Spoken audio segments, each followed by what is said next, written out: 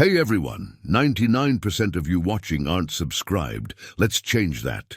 Hit that subscribe button, and at 1,000 subscribers, we'll drop special stories just for you. The forest was quieter than usual. No birdsong, no rustling of leaves. Just a stillness that felt too perfect. Like nature itself was holding its breath. Liam Cordell wiped the sweat from his brow and adjusted the strap of his pack.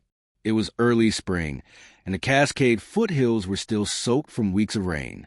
Moss clung to every trunk and boulder, and mist slithered through the pines like slow-moving ghosts. He liked it that way, damp, green, and isolated. After 20 years of working on experimental propulsion systems at Vortex Aerospace, isolation had become his comfort zone. Out here, no one asked questions. No one remembered who he was. He preferred it that way. That morning he'd taken a trail he hadn't followed in years, one that led away from the usual loops and deeper into wilderness. Something about the fog, thicker than usual, with a violet tinge, nudged him to stray. And that's when the world changed. A flash lit the mist, bright and silent. Liam flinched, ducking instinctively behind a fallen cedar. The light pulsed again. No thunder, no hum, but a pressure he felt in his teeth. He crawled forward, heart pounding, senses roaring awake like a man waking from a dream to find himself in a storm. Then he saw it. The clearing had not been there yesterday, he was certain. Yet now it stretched 50 feet wide, scorched in a perfect circle. The moss had burned away, the ferns blackened to ash. At its center, two tiny figures stood amid curls of smoke. Liam stared. They were humanoid, but not quite. Each stood no more than 2 feet tall, their bodies slender and lightly translucent.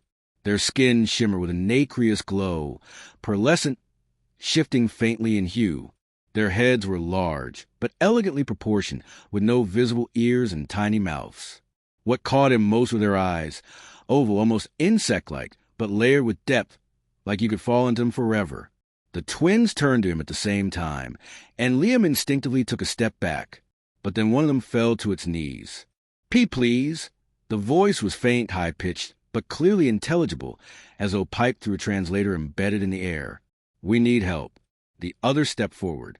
"They are coming. We cannot survive." Liam's instincts clashed. Every cell in his body screamed that this was impossible, that this was a hallucination, a dream, or a cruel trick of the fog. But the pleading eyes, those didn't feel alien.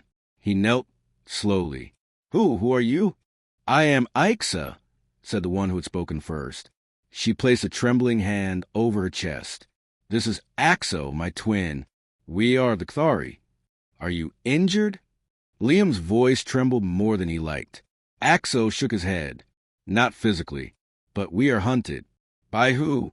The pause was long. A chill crept up Liam's spine. "Not who," Aixa corrected softly. "What?" She looked up into the misted canopy. "A weapon. Ancient. Forgotten. It found our signal. We activated a failsafe, but our vessel shattered. We fell here." Liam looked around, his old engineer's mind clicking into gear. Scorched ground. Radiation like heat, but no physical damage. Some kind of plasma field? Dimensional bleed? He stood up. "My cabin's about 4 miles south. I can get you there. You'll be safer under cover." Axo blinked. "You would protect us?" Liam shrugged, trying to hide the fear in his gut. "Looks like I'm the only one here. Besides, you asked nicely." The twins exchanged a look, a rapid flutter of light pulsing across their skin in what Liam assumed was their form of silent communication. "Then we are bound," Aixa said. Liam paused. "What does that mean, bound?" But they were already moving, gliding silently across the ground to follow him. As they crossed back into the forest, the fog swallowed the clearing behind them, and something deep in the woods let out a mechanical click. Liam stopped and turned, eyes scanning the trees. Nothing, just silence. But it didn't feel empty anymore. Something was coming. Liam's cabin sat at the edge of a ravine, half swallowed by pine and time. He'd built it himself years ago, reinforced concrete beneath weathered timber, solar panels hidden under moss-stained shingles, and a cellar dug deep into volcanic rock. Old habits from old jobs. You didn't work classified aerospace without learning how to disappear. The twins moved silently beside him, never stumbling, never brushing branches. Occasionally their skin flickered with faint bands of light, like bioluminescent nerves firing beneath translucent flesh. Liam kept glancing back, half expecting them to vanish like a trick of the fog. They didn't. When the cabin finally emerged from the trees, Aixa stopped. "This structure is familiar," she said, tilting her head. Liam frowned. "You've been here before?" "No," Aixa replied. "But you're built something that remembers danger." That earned a nervous laugh. "Yeah, old paranoia." Inside, the cabin smelled of cedar and machine oil. Liam ushered them down into the cellar, sealing the trapdoor behind them. The underground room glowed faintly as the twin skin reacted to the darkness, casting soft ripples of light across tool benches, generators, and crates of forgotten prototypes. Axel swayed. Liam caught him instinctively. His body was warm, too warm. "You said you weren't injured." "We are depleted." Aixa admitted, "The fail-safe consumed most of our core energy." "What fail-safe?" Axel raised a small arm. A thin fracture of dim light ran from his shoulder to his wrist, pulsing weakly. "We shattered our memory core to mask our signature. It hides us, but only briefly." Liam swallowed. "You broke your own minds to hide?" "Yes," Aixa said softly. "And we cannot restore it without help." Liam grabbed a first aid kit. Useless, he knew, but his hands needed something to do. As he worked, he noticed symbols faintly shifting beneath Axel's skin, like equations rewriting themselves. Engineer instincts took over. "That fracture is not a wound. It's a phase instability. Your energy lattice is collapsing." Both twins turned to him sharply. "You understand this?" Axel asked. "I recognize it," Liam said slowly. "I don't know how, but I do." The cellar lights flickered. For a brief moment, Liam's head throbbed. Images flashing too fast to grasp. Star maps, equations without numbers, a voice calling his name in a language he didn't know but somehow understood. He staggered back. Aixa caught him this time. "You feel it too," she said. "The echo." "What echo?" "Our kind does not choose guardians randomly," Axel said. Liam exhaled shakily. "Let's deal with the killer robot first, yeah?" The twins exchanged another silent glow. "The synth hunter is not a machine as you understand it," Aixa explained. "It was built to erase species. It learns. It adapts. It follows probability. And right now," Axel added, "the highest probability path leads here." As if on cue, the solar monitor above the workbench beeped.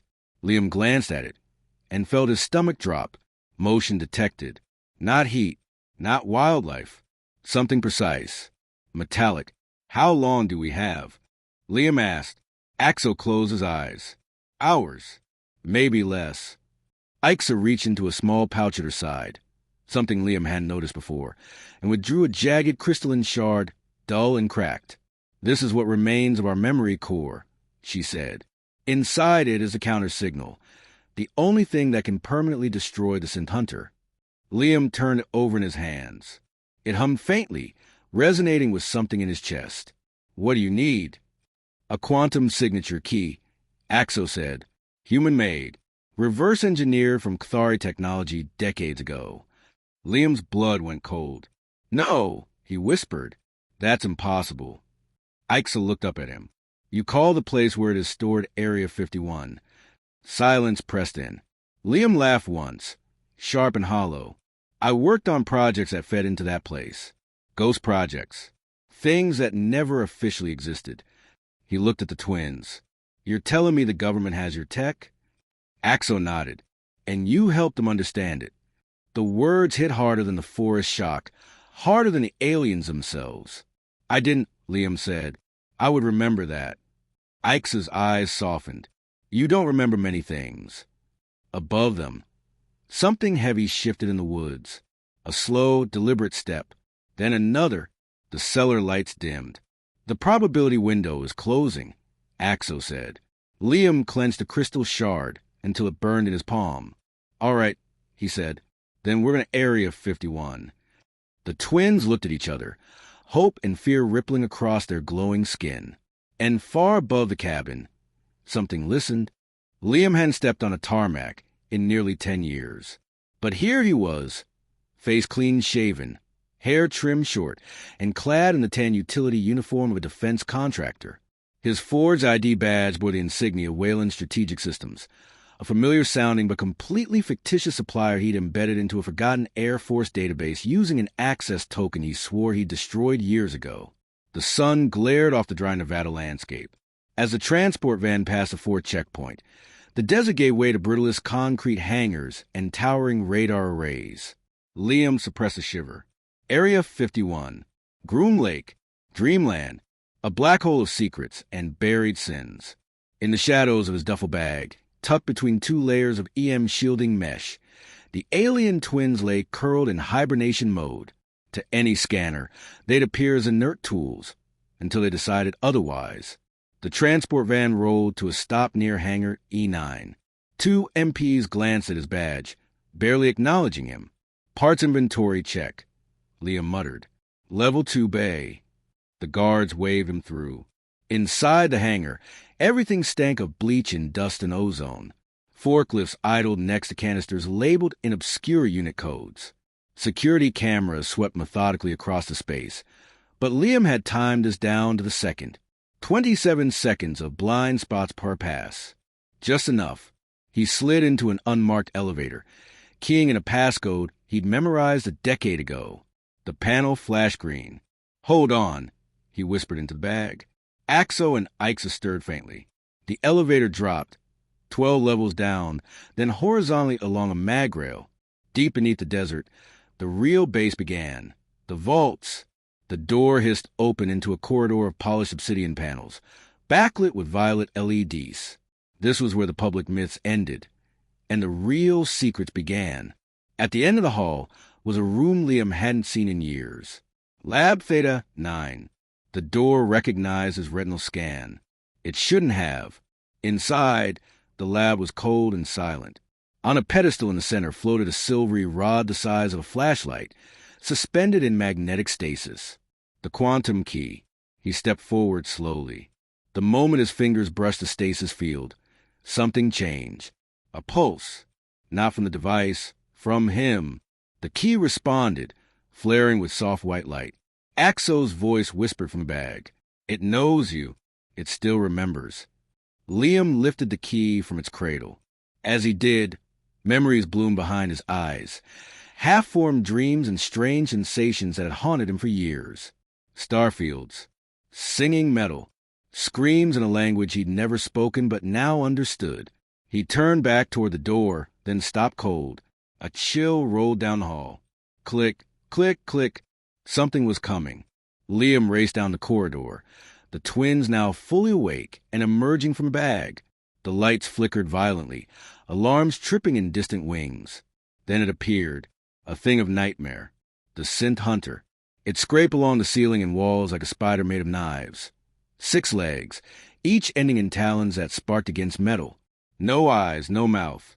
Just rows of vibrating antennae and a body that shifted between matte and mirrored with every move.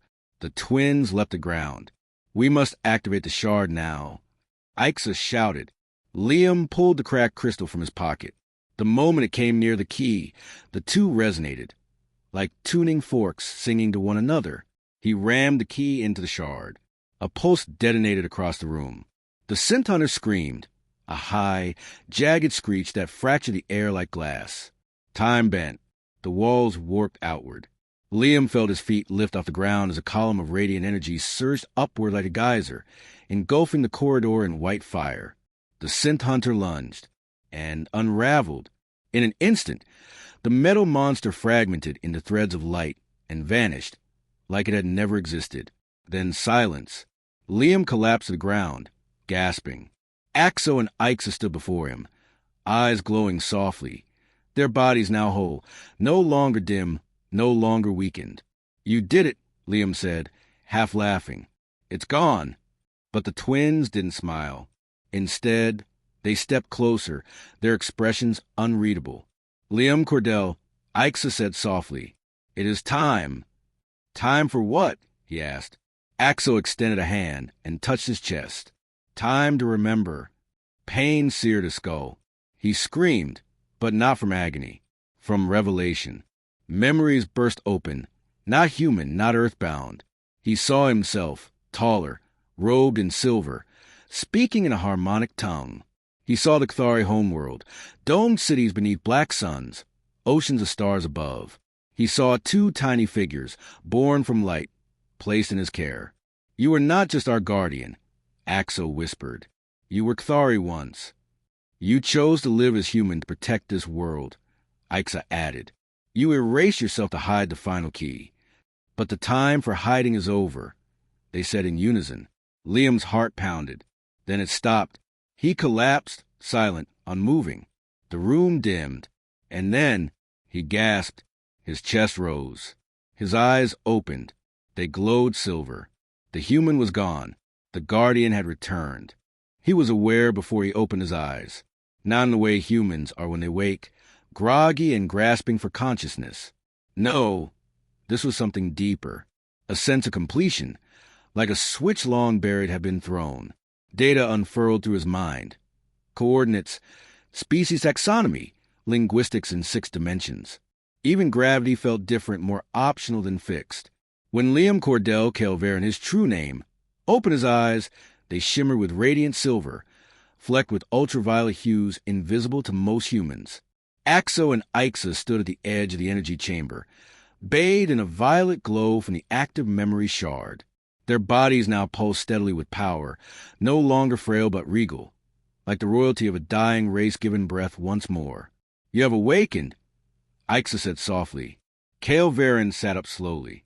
He wasn't confused. He wasn't afraid. He was whole. I remember the Exodus, he said, his voice layered, one tone human, the other ancient and musical. I remember the Kthari, the war of harvesters, the devourer worlds.